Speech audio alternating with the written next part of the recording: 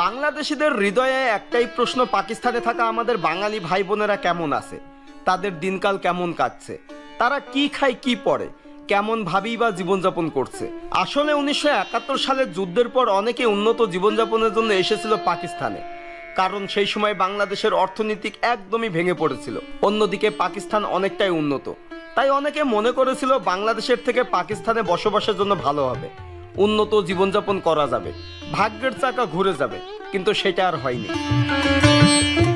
পৃথিবীতে বাঙালিদের সবচেয়ে বড় 10টি শহরের একটি পাকিস্তানের করাচি, আর এখানে 30 লক্ষ বাঙালিদের বসবাস। তবে এখানকার বাঙালিদের অন্য চোখে দেখা হয়। পাকিস্তানে থেকেও এখনো তাদের কপালে জোটেনি জাতীয় পরিচয়পত্র, কাজ করতে হচ্ছে ওয়ার্ক পারমিট নিয়ে। নোংরা সরু রাস্তা, গিজিবিজি বসত বাড়িতে থাকতে হচ্ছে বাংলা ভাষা ভাষীদের। জাতীয় পরিচয়পত্র না থাকায় মেলে না শিক্ষা, সরকারি চাকরি, কেনা যায় না জমি বা বাড়ি, তাই নির্দিষ্ট গণ্ডির ভিতরেই থাকতে হয়। কেউ ফুটপাতে হকার, আবার কেউ সবজি বিক্রি করে, কেউ বা মাছ বিক্রেতা। এভাবেই চলে এখানকার বাঙালিদের সংসার। তবে সব দুঃখ কষ্ট মেনে নিয়েছে এখানকার বাঙালিরা। তারা বাংলাদেশিদের দেখলেই বুকে জড়িয়ে ধরে, তারা মনে প্রাণে বাংলাদেশিদের জন্য সর্বদাই দোয়া প্রার্থনা করে।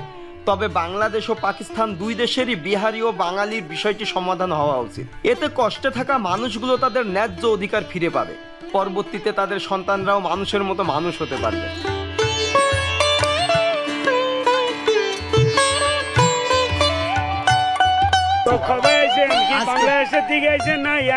বাংলাদেশ থেকে। তো কি অবস্থা কিরকম? অনেক ভালো, অনেক। তো ইয়ানে কি ইন্টারভিউ লইতে আছে? আপনাদের সাথে দেখা করতে আসলাম। তো আমরা তো আছি ইয়ানে, এখানে তো বড় কষ্ট আছি। এই হুকুমত আরারে এই কার্ডের জন্য, এখানের জন্য বাংলাদেশের মধ্যে আইডেন্টি কার্ড কয় না, ইয়ানে তো এখানে স্যানিটারি কার্ড কয়। এনআইডি কার্ড হয় নাই? না হয় না। আমরা তো এই দেশের মধ্যে, আমরা দেশে মিশনারি আছে তো এরকম তুনারও বত্তরে ইয়ানে রাখছি। বাংলাদেশে যাইতে ইচ্ছা করে? ইচ্ছা তো করি দাদু, বাংলাদেশে যাইতে ইচ্ছা করে? বাংলাদেশ যাইতে ইচ্ছা করে না? ইচ্ছা তো করে, লেকিন বাংলাদেশের ভিসা মিলে না। তো তো আমরা এখানে একটু বসবো। ভালো আছেন? তো আসলে রাস্তা দিয়ে যাচ্ছি, জোর করে ডেকে এনে চা খাওয়াবে, মানে এই যে আপ্যায়ন, আতিথেয়তা, যে এখানে আসার পরে বুঝলাম।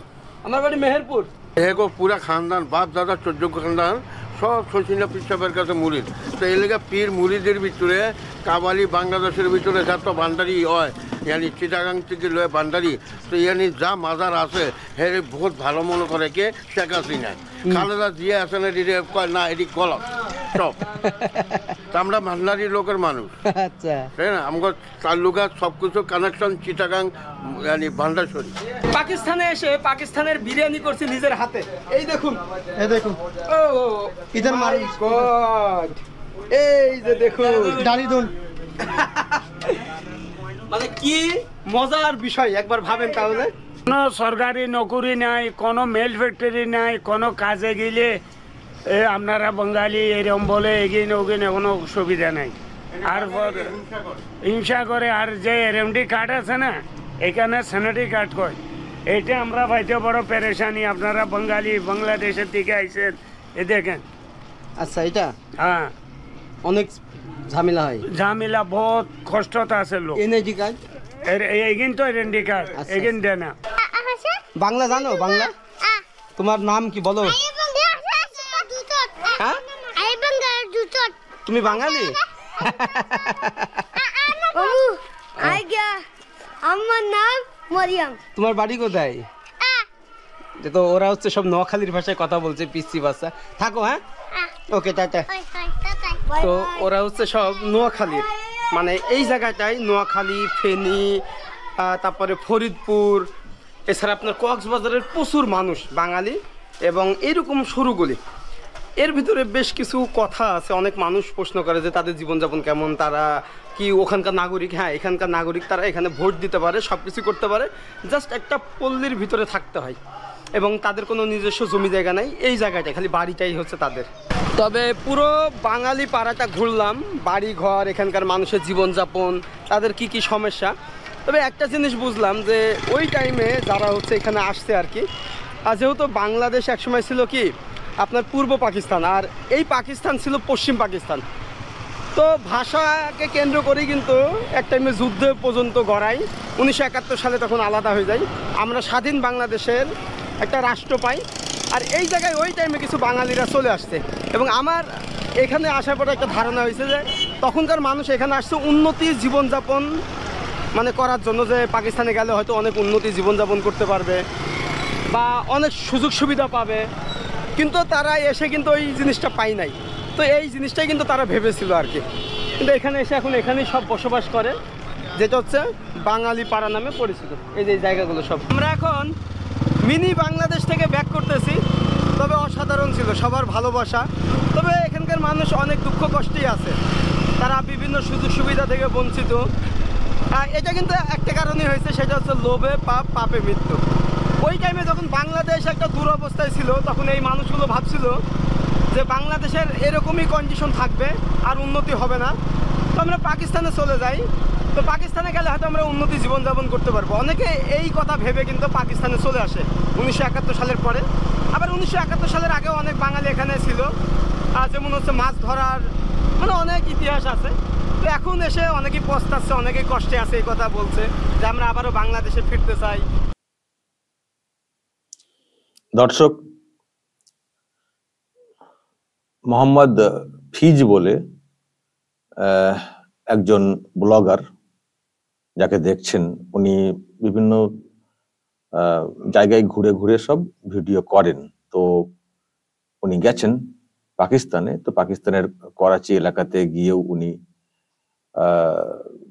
মানে বাঙালি পাড়ার খোঁজ করেছেন, বাংলাদেশি যারা ওখানে আছেন দেশভাগের আগে বা পরে ভালো থাকার জন্য যারা ওখানে চলে গেছিলেন, সেই তাদের খোঁজে উনি করাচির এই বাঙালি পাড়াতে গিয়েছিলেন। আপনারা দেখলেন। তো সেখানে গিয়ে উনি যা দেখলেন এবং ওনার চোখ দিয়ে আমরা যা দেখলাম, পরিষ্কার যে যারা ওখানে আছেন বাঙালি কষ্টে আছেন।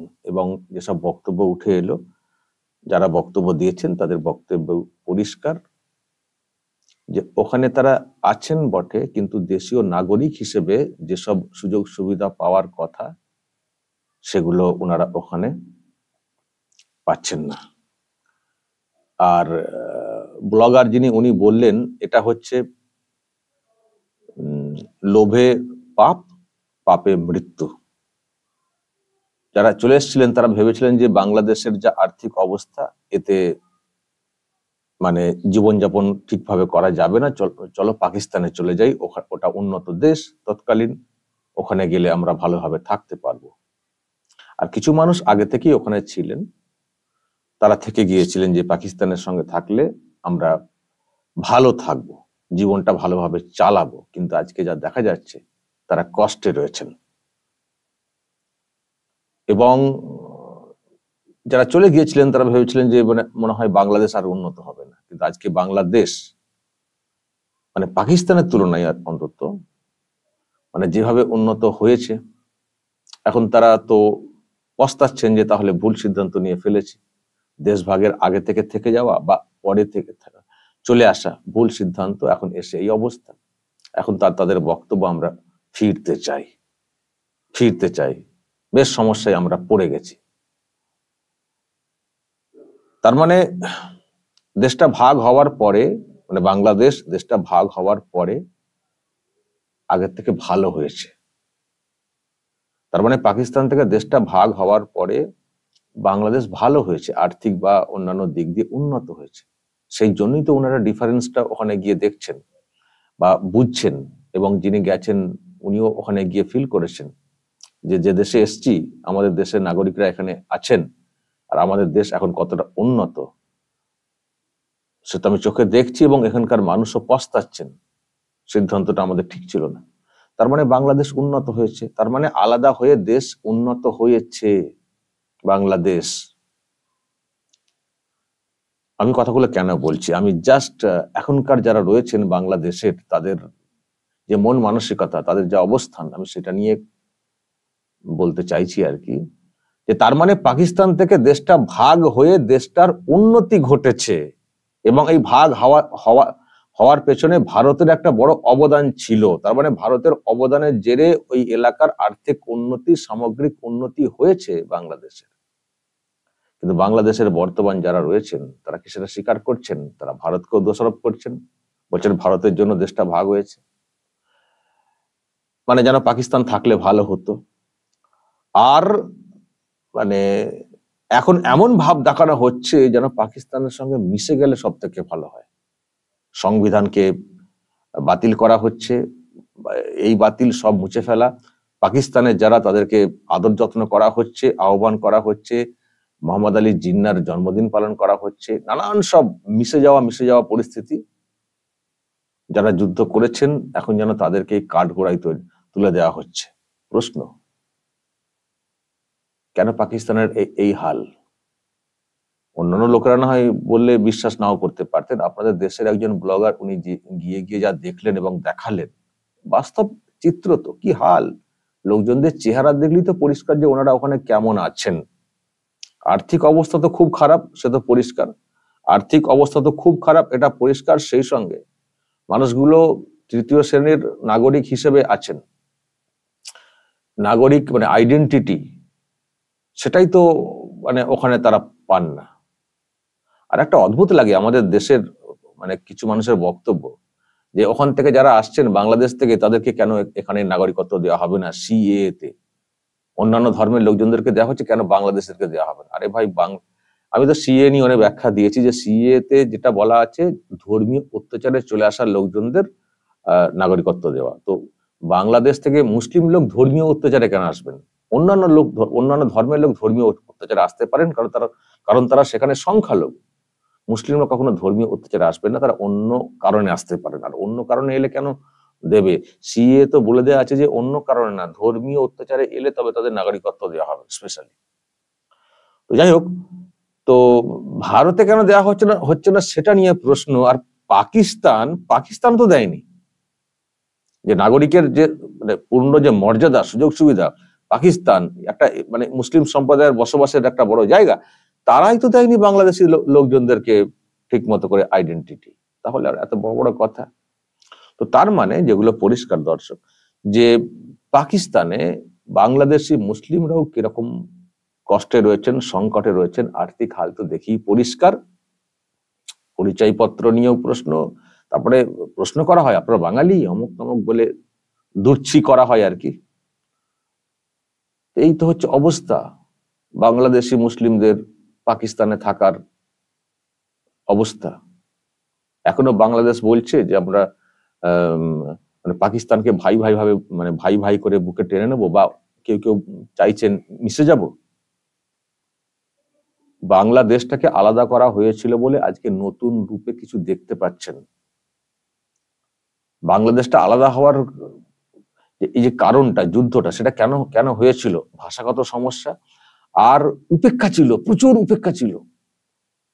পাকিস্তান থেকে পূর্ব পাকিস্তানকে ঠিক মতো করে ঠিক নজরে দেখা হতো না, শোষণ চলতো, শোষণ।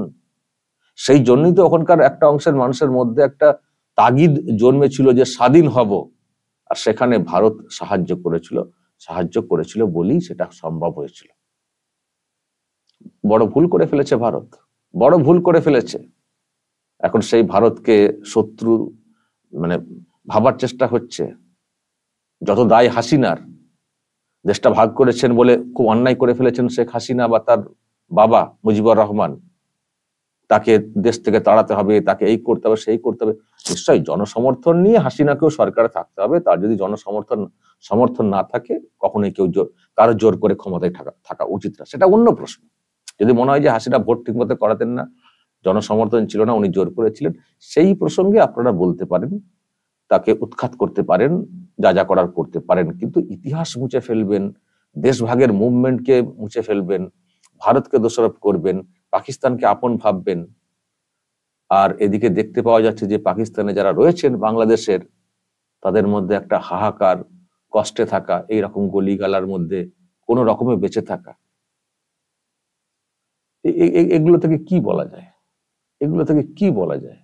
এই ভিডিও খুব গুরুত্বপূর্ণ ভিডিও যিনি করেছেন, খুব গুরুত্বপূর্ণ ভিডিও। অন্যান্য আরো সব ভিডিও করেন, কিন্তু এই ভিডিও আমার কাছে খুব তথ্য সমৃদ্ধ একটা ভিডিও, অনেকের চোখ খুলে দেওয়ার মতো একটা ভিডিও। আমি দর্শক সেই জন্যই সৌজন্যে মোহাম্মদ ফিজ আপনাদেরকে দেখাচ্ছি এই ভিডিও, যে ওনার লাস্টের দিকের কমেন্টটা খুব মানে ইঙ্গিত বহন করছে। লোভে পাপ, পাপে মৃত্যু। ভেবেছিলেন অনেকে যে আমরা এখানে এলে খুব ভালো থাকবো, বাংলাদেশ আর কখনো উন্নত হবে না।